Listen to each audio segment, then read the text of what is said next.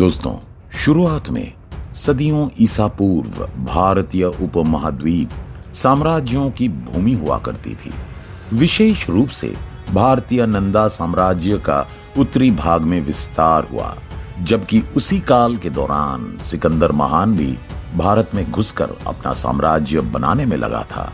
Legends के अनुसार नंदा साम्राज्य काफी फल फूल रहा था, जब तक कि चाणक्य द्वारा उसे ध्वस्त नहीं कर दिया गया। वैसे चाणक्य पंडित का नाम तो ऑलमोस्ट सभी लोग जानते होंगे, लेकिन फिर भी चलिए उनके बारे में थोड़ा जान लेते हैं। चाणक्य पंडित एक टीचर, फिलोसोफर, ज्यूरिस्ट और एक व्यवसाय यात्री थे। अपने व्यवसाय के लिए जब चाणक्य पाटलिपुत्र पहुंचे, तब कुछ समय में ही उनकी नंदा साम्राज्य के राजा से अनबन हो गई। धनानंद और चाणक्य के बीच में जो भी कुछ हुआ, उससे चाणक्य काफी परेशान हो गए और इसलिए उन्होंने उन्हें सबक सिखाने का फैसला किया। उन्होंने ये प्रण लिया कि अब वे नंदा साम्राज्य को पूरी तरह से तबाह कर देंगे। धनानंद को सबक सिखाने के लिए उन्हें कोई ऐसा शख्स चाहिए था जो नंदा साम्राज्य को जड़ से समाप्त करने में सक्षम हो। खैर, नंदा साम्राज्य से निकलने के बाद वे तक्षशिला पहुंचे, जो आज के पाकिस्तान में पड़ता है। वहां पर उन्हें एक इंसान मिला जिसका नाम था चंद्रगुप्त मौर्य। चंद्रगुप्त मौर्य और कुछ लड़के आपस में एक गेम खेल रहे थे, जिसमें उन्हें एक लड़ाई में अपनी अपनी भूमिका निभानी थी और युद्ध को जीतना था। ये सब देखकर चाणक्य काफी प्रभावित हुए। उन्हें लगा कि अगर ये लड़का इस तरह के गेम में इतना अच्छा कर सकता है, तो असल जिंदगी में भी ऐसा काम कर सकता है। और यहीं से शुरू हुआ चंद्रगुप्त मौर्य के सम्राट बनने की कहानी। चाणक्य ने चंद्रगुप्त मौर्य को सबसे पहले सिकंदर महान द्वारा कब्जा किए गए उन इलाकों पर कब्जा जमाने के लिए तैयार किया जिन पर किसी मजबूत राजा का हाथ नहीं था। इसके साथ ही उस समय तक सिकंदर महान की मृत्यु हो चुकी थी और उसके बिना वे इलाके काफी कमजोर पड़ रहे थे। वैसे आपको बता दें कि नंदा साम्राज्य को जीतने के लिए चाणक्य ने चंद्रगुप्त मौर्य को किस प्रकार प्रेरित किया, ये एग्जैक्टली क्लियर नहीं है। खैर, नंदा साम्राज्य पर जीत हासिल करने के बाद 321 ईसा पूर्व में चंद्रगुप्त मौर्य साम्राज्य के एक नए शासक बने। अपने शासनकाल के शुरुआती दौर में उन्होंने ज्यादा से ज्यादा फोकस अलेक्जेंडर द ग्रेट यानी कि सिकंदर महान के पुराने इलाकों को अपने साम्राज्य में जोड़ने पर रखा। चौथी शताब्दी ईसा पूर्व के फाइनल साल में चंद्रगुप्त ने सिकंदर महान के साम्राज्य के बचे कुछ इलाकों के शासकों के खिलाफ युद्ध छेड़ दिया। उस युद्ध के बाद उन्होंने उसके कुछ और इलाकों पर कब्जा जमा लिया। आखिरकार 303 ईसा पूर्व में मैसेडोनियन का जनरल और उत्तराधिकारी सेलुकस निकेटर प्रथम मौर्य साम्राज्य के साथ एक शांति का प्रस्ताव रखने के लिए मजबूर हो गया। चंद्रगुप्त मौर्य का उद्देश्य सिर्फ चुनौतियों की धरती पर जीत हासिल करना नहीं था, बल्कि उनके साथ एक डिप्लोमेटिक रिलेशंस बनाना भी था।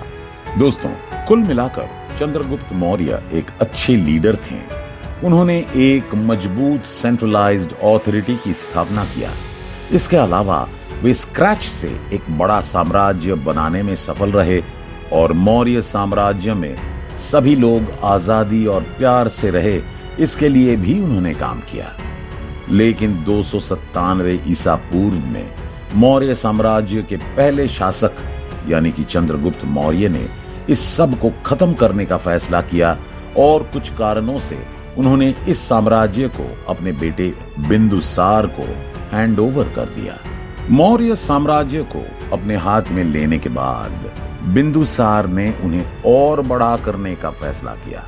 वो मौर्य साम्राज्य को साउथ की ओर बढ़ाने लगे और आज के कर्नाटक तक उन्होंने साम्राज्य का विस्तार किया। इतना ही नहीं, आगे चलकर उनके शासन काल के दौरान ऑलमोस्ट भारत का हर एक हिस्सा मौर्य साम्राज्य के अंदर आ गया। हालांकि तक्षशिला में काफी विद्रोह भी हो रहा था और अपने शासन में वो और अधिक चुनौतियों का सामना नहीं करना चाहते थे, इसलिए उन्होंने सभी विद्रोहों को दबाना शुरू किया। ऐसा कहा जाता है कि उनकी मृत्यु लगभग 270 ईसा पूर्व के आसपास हुई थी। खैर, उनके रहते ही उनके बेटों में सिंहासन को लेकर काफी मतभेद होने लगे थे और कई बार झगड़े भी हुए। लेकिन बिंदुसार के बाद जो अगला राजा बना उसका नाम था अशोक, जिसे सम्राट अशोक और अशोका द ग्रेट के रूप में जाना जाता है। करीब 270 ईसा पूर्व के दौरान सम्राट अशोक मौर्य साम्राज्य के नए राजा बने और यहीं से मौर्य साम्राज्य के इतिहास का हैरान कर देने वाला पीरियड शुरू हुआ।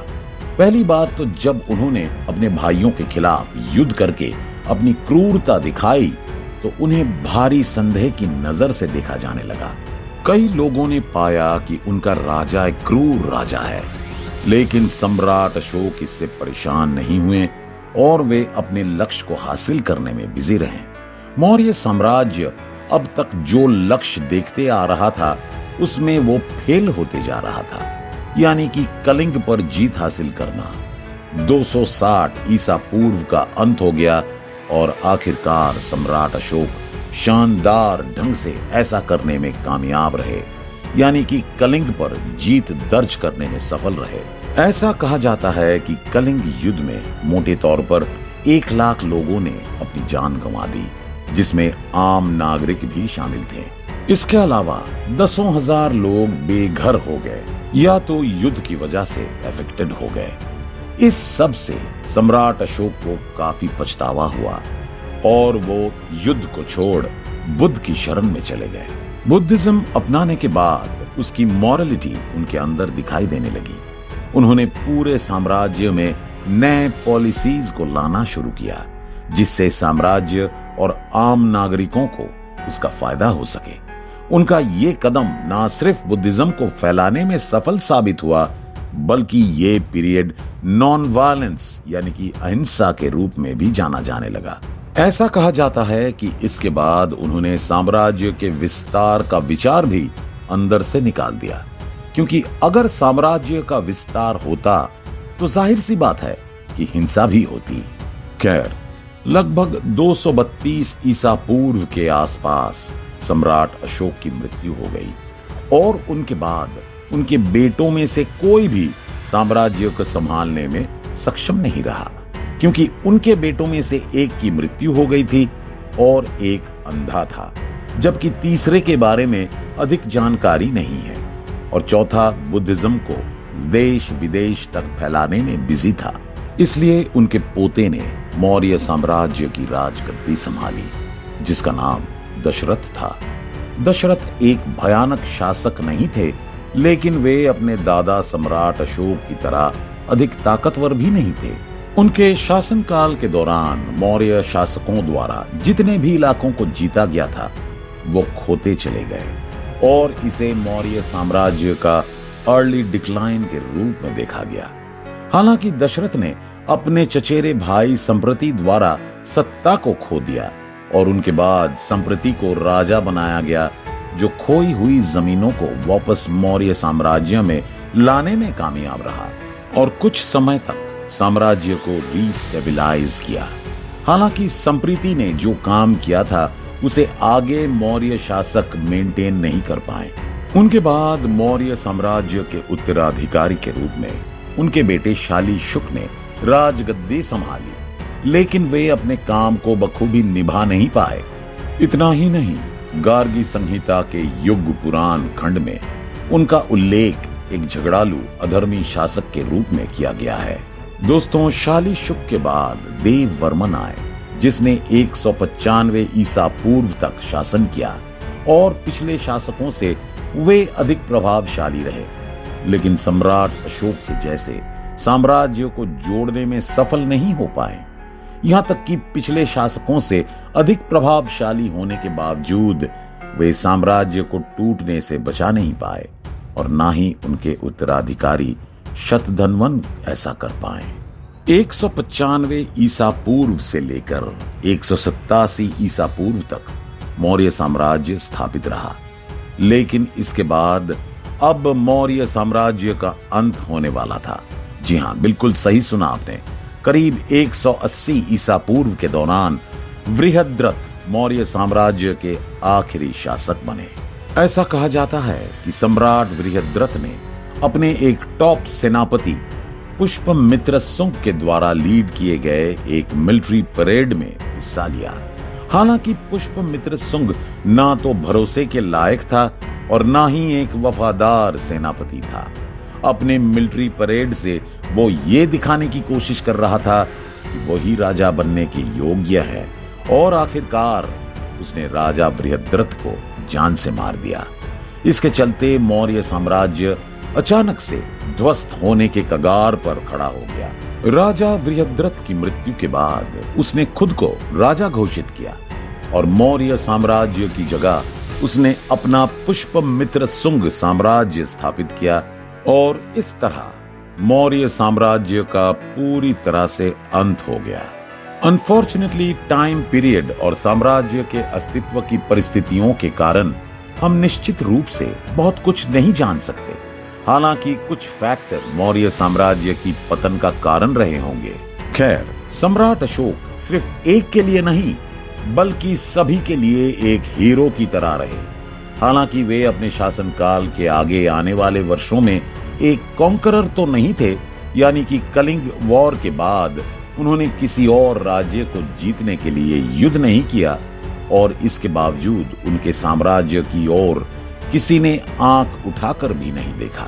वैसे ये हम सभी जानते हैं कि अपने शासनकाल के शुरुआती दौर में उन्होंने साम्राज्य को बड़ा करने के लिए कई युद्ध लड़े और उन्हें जीता भी। उनकी मृत्यु तक किसी भी एक्सपेंशन को रोक दिया गया था, लेकिन फिर जब कुछ राजाओं द्वारा एक्सपेंशन के लिए काम किया गया तो शायद ये मौर्य साम्राज्य के लिए काम नहीं किया। दोस्तों, मौर्य साम्राज्य पहले से ही एक विशाल और मजबूत साम्राज्य था, जैसा कि अशोक ने सोचा था, और बाद में उसे आगे सिर्फ मेंटेन करने की जरूरत थी। लेकिन मौर्य साम्राज्य में आगे आने वाले लीडर्स ऐसा करने में असफल रहे। सम्राट अशोक के बाद मौर्य साम्राज्य के जितने भी राजा हुए, उनके साथ कोई ना कोई परेशानी रहती ही थी। यहां तक कि उनका बेटा राजगद्दी लेने में सक्षम नहीं था। हालांकि उनके पोते कुछ हद तक साम्राज्य के लिए खड़े रहे, लेकिन वे भी एक्सेप्शनल नहीं थे। सम्राट अशोक की मृत्यु के बाद कमजोर शासकों के लिए साम्राज्य को जोड़कर रखना काफी मुश्किल होने लगा और इसमें कोई हैरानी की बात नहीं है कि साम्राज्य के अंदर संघर्ष और विद्रोह देखने को मिला। ऐसा कहा जाता है कि अशोक के बाद उनका साम्राज्य उनकी अगली पीढ़ी की वजह से कमजोर पड़ती गई और इस तरह मौर्य साम्राज्य का अंत हो गया। आपको क्या लगता है? कमेंट करके जरूर बताएं। बाकी उम्मीद करते हैं कि आपको ये वीडियो पसंद आई होगी। अगर वीडियो अच्छी लगी हो तो इसे लाइक और शेयर जरूर करें और इसी तरह के इंफॉर्मेटिव वीडियो देखने के लिए हमारे इस चैनल को सब्सक्राइब भी करें। फिलहाल के लिए इस वीडियो में बस इतना ही। मिलते हैं किसी अन्य इंफॉर्मेटिव वीडियो के साथ। धन्यवाद।